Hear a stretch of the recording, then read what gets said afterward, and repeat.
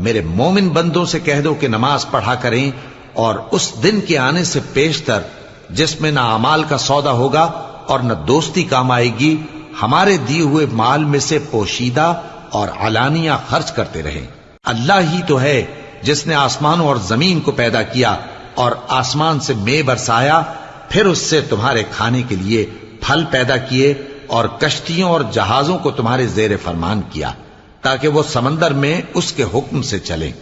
और नहरों को भी तुम्हारे जेर फरमान किया, और सूरज और चांद को तुम्हारे लिए काम में लगा दिया कि दोनों दिन रात एक डगर पर चल रहे हैं, और रात और दिन को भी तुम्हारी खातिर काम में लगा दिया,